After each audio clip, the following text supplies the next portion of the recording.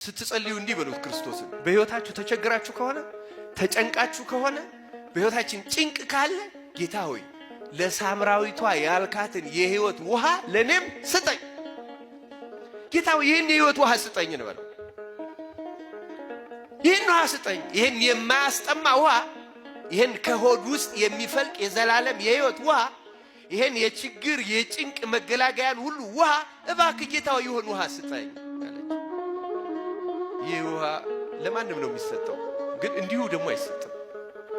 እንዲሁ አይሰጥም ስንል ክፍያ ኖሮት አይደለም፣ ደጅ ጥናት ኖሮት አይደለም።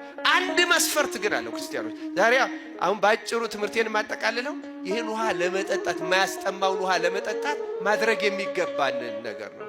ምን አስቀድሰው ለምንድን ነው? ምን ጾመው ምን ጸልየው ለምንድን ነው? ምን ሰግደው ምን መጸውተው ለምንድን ነው? ምን ፈልገን ነው? ንገሩኝ እስኪ። ምን ፈልገን ነው ይህን የምናደርገው? የዘላለምን ህይወት ነው አይደለም?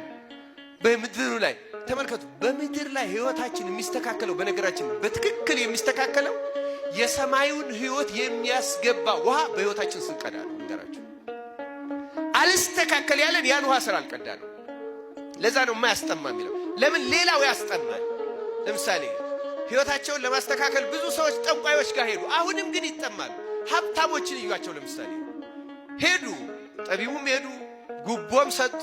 አንዳንዶቹ ማለት ነው፣ ሁሉም አይደለም። ሀብት ያገኛሉ፣ ግን ጥማቸው ይረካሉ አይረኩም?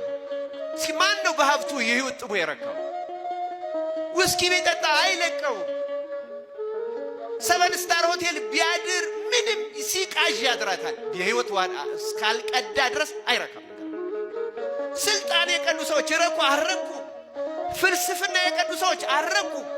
ዮሐንስ አፈወርቅ አባታችን ወደ እዛው በነበረበት በአንጾኪያ ፍልስፍናን ቀርቶ ጠጥቶት ነበረ። ጭልቅ አድርጎ ነው ለዛውም የጠጣው።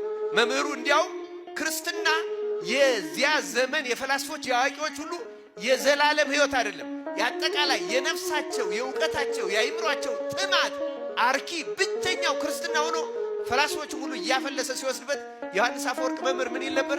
እኔን የሚተካይ ፈላስፋ እሱ ነበረ፣ ግን ምን ያደርጋል ክርስቲያኖች ይወስድብኛል ይል ነበር።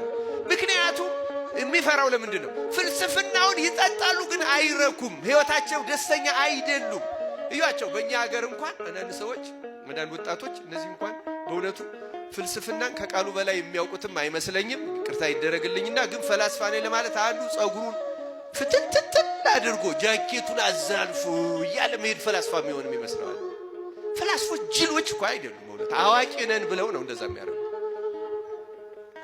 እንደዚህ መሆን አይደለም ፍልስፍና፣ አጓጉል ነገር መናገርም አይደለም ፍልስፍና። እኮ ጥያቄው የህይወት ጥያቄ ነው። እዩት፣ ፊሎሶፊ የሚያስተምር ሰው አብሶሉት ትሩዝ ምንድን ነው ነው የሚለው።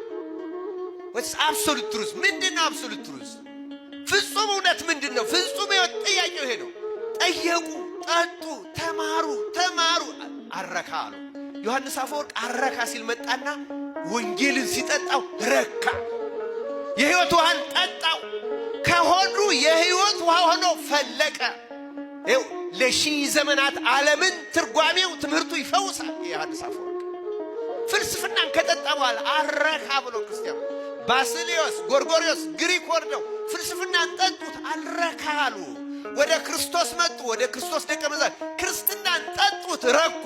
የህይወት ውሃ ሆኖ ከወዳቸው ፈለቀ። ጎርጎርዮስ ነባቤ መለኮት ተባለ። ከዮሐንስ ወንጌላዊ በኋላ ነገረ መለኮትን ያራቀቀ በእውነት አስደናቂ ውሃ የፈለቀበት ሆነ ጎርጎርዮስ። ባስልዮስ ሆነ፣ አስገራሚ ነው። ዮሐንስ አፈወርቅ ሆነ፣ ኤፍሬም ሆነ። ፍልስፍናን ማሰሯቸውን እየሰበሩ የፍልስፍና ማሰሮ ወደማይሰበር ወደ ህይወት ውሃ ምንጭ ወደ ክርስቶስ ገሰገሱ። ባለሀብቶች ገሰገሱ፣ ጠቢባን ገሰገሱ፣ ሌሎቹም እኛ መገስገስ ያለብን ወደዚህ ነው ክርስቲያኑ።